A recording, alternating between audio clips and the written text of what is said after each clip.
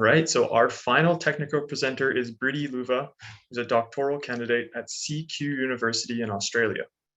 A former network controller based in Queensland, Bridie's research interest is in teamwork factors that influence safety, specifically relating to power dynamics within teams and how unequal distributions in power impact communication.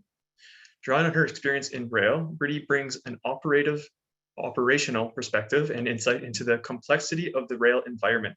Please join me in welcoming Bridie.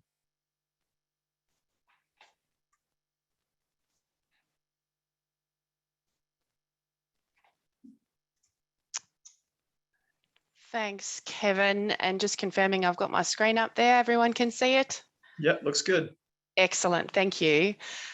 So this study set out to explore distributions of power across multidisciplinary groups in rail. Understanding how power imbalances within these groups impact how they communicate is under-researched and provides a new dimension for establishing the contributing factors in accidents and incidents.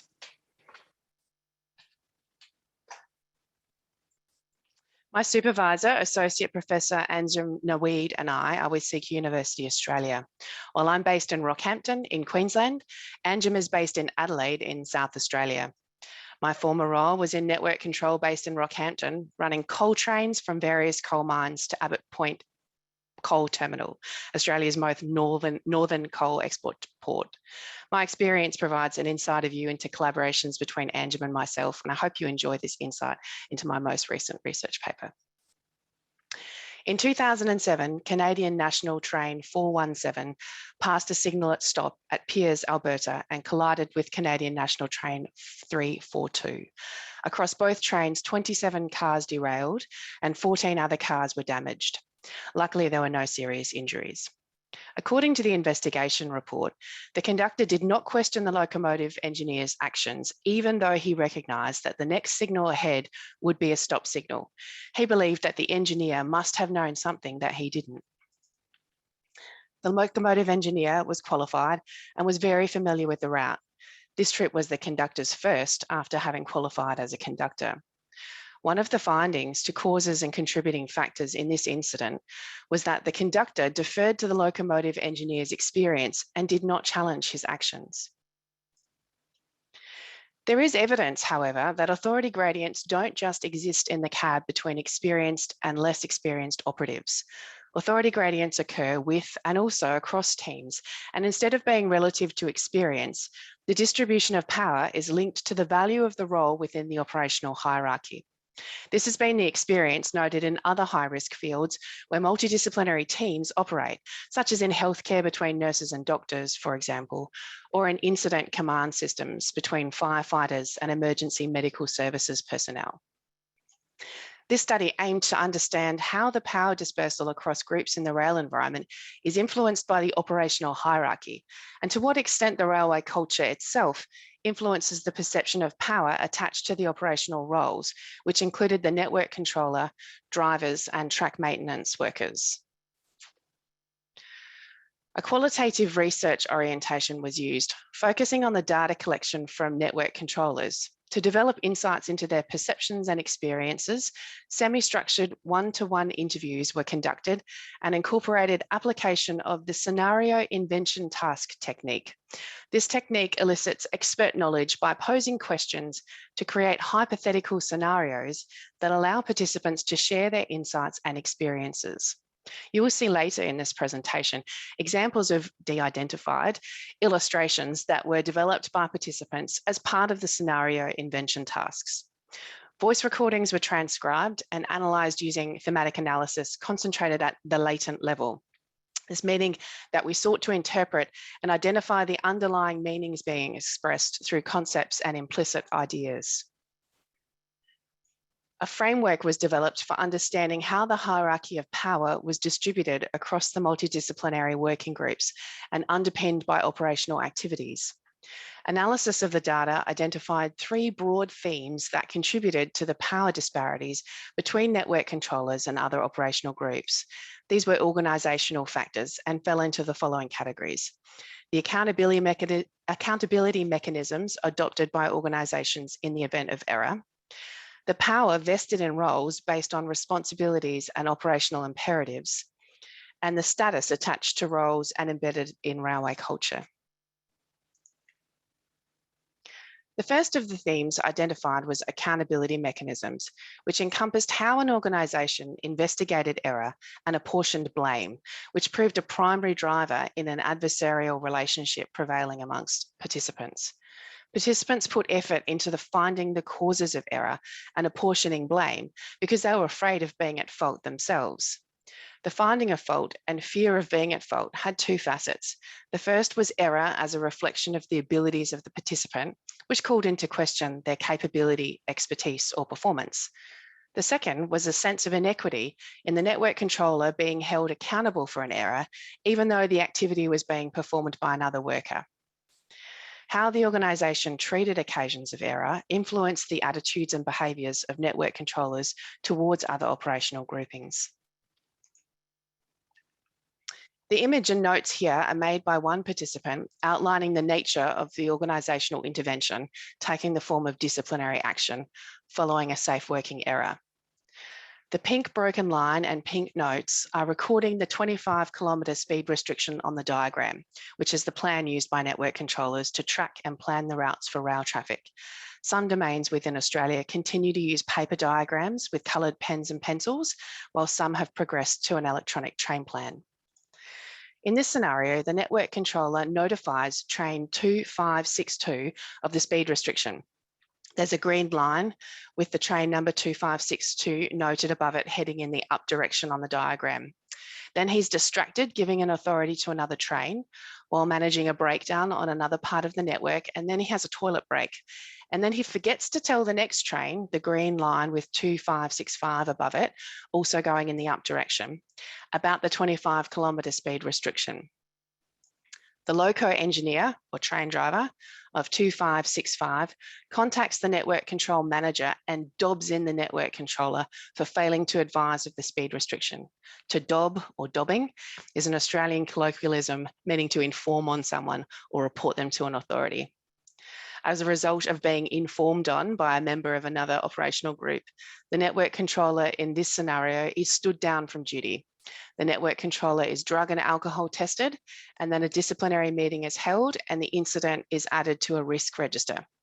In my own experience, having had a breach with a track maintenance worker, I received an official warning letter that was added to my personnel file in the style of 3 strikes and you're out. This scenario demonstrates the impact on the relationship between workers across operational groups based on how an organisation handles performance management. The second theme illuminated how the network controller role possesses power through knowledge, system controls, and regulatory principles of authority. This theme is centred on how the power distribution amongst roles within the multidisciplinary team is inherently unbalanced. Holding knowledge is powerful in the sense that not having access to relevant knowledge is dangerous. As an example, the image here is depicting a scenario in which the train, called a unit by this participant, is accidentally given a signal by the network controller into the main line instead of the branch line. The unit was stopped and a conversation was had with the driver. The participant noted that too much information was given to the driver, seemingly having the effect of bamboozling the driver with too much detail. The scenario continues with the driver assuming he had authority to set back clear of signal 36, but not aware there was another train waiting in the section behind the blue train. The network controller wields power in choosing what information they share. The movement to setback isn't explicitly authorised by the network controller, and we can see that there's another train on the approach to signal 36. This authorisation for the setback movement is one of the system controls that dictate that all movements are at the explicit directive of the network controller. Then the participants speculated that the potential for collision was due to the driver being unsure of correct protocols and confusion in believing that the conversation with the network controller constituted an authorization to set back. The guiding regulatory principle in the safe operation of the network is that network controller is responsible for authorizing movement on the network. As a multidisciplinary team, operatives engage in distinct activities equally important to the function and operability of the network. Yet the contribution of some members of the team are more highly valued than others. This third theme revealed how the status of the network controller role was enhanced by railway culture, elevating some functions or roles, producing a hierarchical organisational structure that facilitates the generation of an authority gradient. Participants talked about having to work their way up the ladder, and that the network controller was the pinnacle of where you wanted to be. There was also evidence that the attitude to the status of the role extended to those team members in the field. When asked how drivers viewed signallers in comparison to network controllers, one participant expressed their position as lower down the pecking order. The status elevation of the network controller to the top of the operational hierarchy was reinforced by 9 participants from across 5 organisations who all referred to the network controller as God. This label had a number of connotations, with participants attributing it to their holistic view of the network and ability to access various systems from their control location, but also a sense of being more capable than their multidisciplinary peers, with their word as law. There was also an awareness of negative perceptions held about network controllers from other members of the multidisciplinary team. Drivers, for example, whom participants speculated regarded them as arrogant or obnoxious pricks.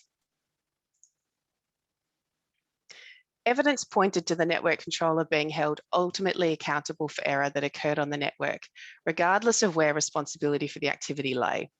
In holding the network controller to account, workers from other operational groupings deferred to the network controller, even when responsibility for the task lay with them. Anecdotal evidence pointed to other workers obfuscating responsibility within their roles, reinforcing a hierarchy of decision-making and reducing the possibility that other team members would challenge the network controller's decisions. Power over the dissemination of information translated to power over individuals and the activities of individual working groups. A sense of individualism between distinct working groups enhanced a distinction in their activities and an associated value of their contribution to the operation of the rail network. Network controllers chose to withhold information from other workers that they deemed irrelevant, and drivers and track workers chose not to volunteer information on things like conditions affecting the network or ask for clarification or advice. Status can be imposed through dominance or conferred based on competence, and both styles of status elevation were evident. Participants who had been promoted through the operational hierarchy displayed a more aggressive assertion of their higher status over their other team members.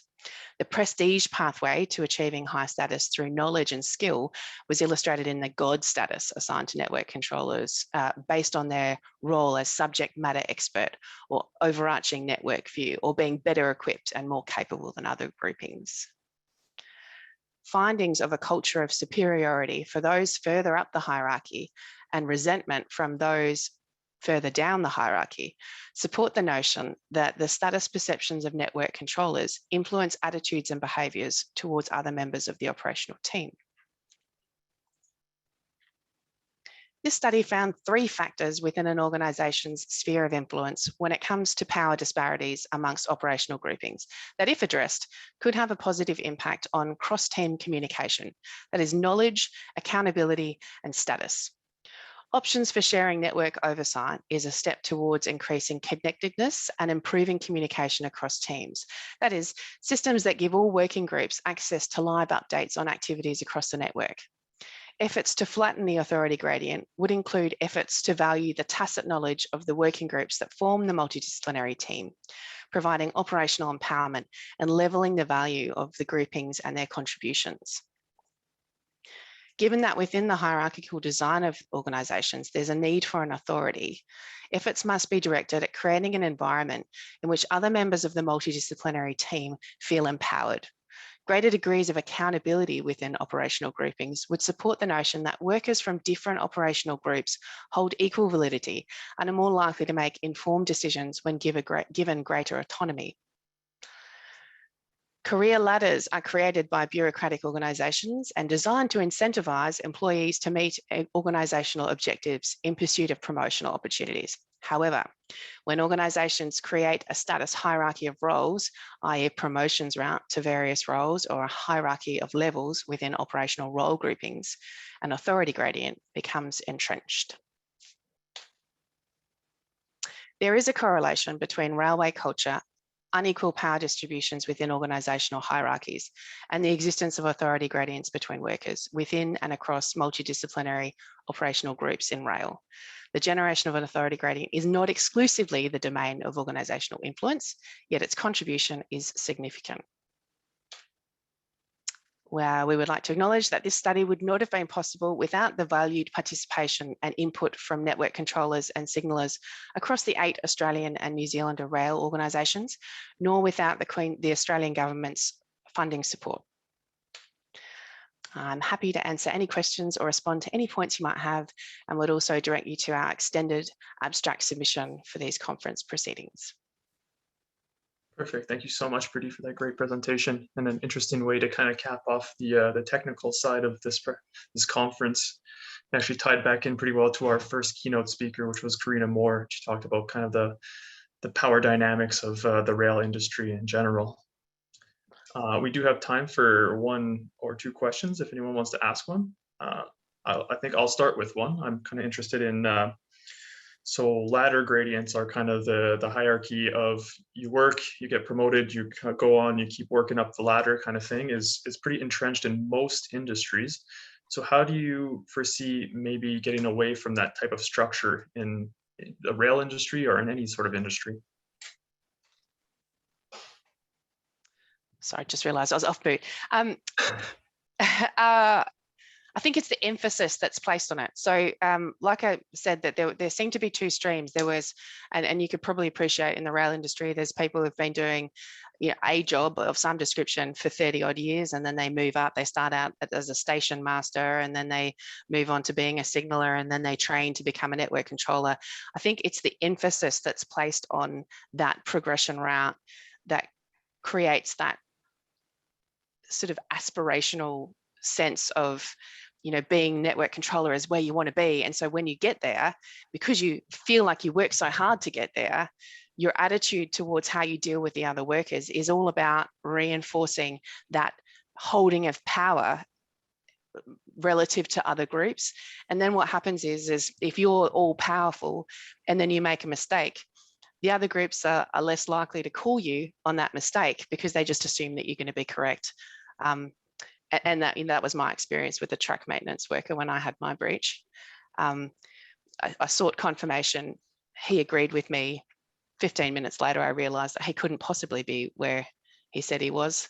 And when I asked him about it 3 weeks later, he said, I wasn't really listening. I thought what you said was right. You're the controller. Fair enough. Yeah, that's a scary thought, actually. There's another question from Joanne Pennington. Do you see value in crew resource management training, CRM, to try and address the power disparity? It's an interesting question. So I have another paper that was published earlier in the year where I was really, and it was an Australian New Zealand perspective, really looking for examples of where we've tried to address these power disparities and the influences that they have on the way that people communicate. And I just was turning up nothing. At one point there was looked like there was an attempt to institute a rail version of CRM in Australia, but it didn't get past its pilot phase. So kind of the point of my paper earlier in the year is just there's not enough work to know what people are doing and what systems they're trying to use to address it. Actually, interestingly, when I was looking at finding an industry report to contextualize an example of an authority gradient from a Canadian perspective, it didn't take me long to pull up a couple of investigation reports that specifically referenced situations that had an authority gradient as a contributing factor identified in the investigation, and it's just not the same in Australia. So good work, Canadian Rail. Excellent. We'll take one last question here from Elton Toma. Interesting research. How does the latter gradient compare in rail to that in air or marine? Worse or better? Do you know? Actually, I don't know maritime, but aviation, yes. Although it's more difficult. So in aviation, the crew resource management and the cockpit authority gradient, it's called in aviation, is based on the relationship between operatives in the cockpit. So different levels of pilots. I found one example of a possible authority gradient between a pilot and a controller, a tower controller. Maybe because their communications are more formalized and formulaic, and they also have more ready access to viewing similar systems than we do in rail. I'm not 100% sure in Canadian rail examples, but certainly in Australia, what a controller sees on their panel is in no way reflective of what a maintenance worker has on his piece of paper map, route map, or what a train driver sees in the cab. It's just similar, but different. Fair enough, yeah. Okay, there is another question in the chat, but we're gonna move on to our closing remarks here. You can take the time to answer that just written in the chat if you like. But thank you again for that great presentation.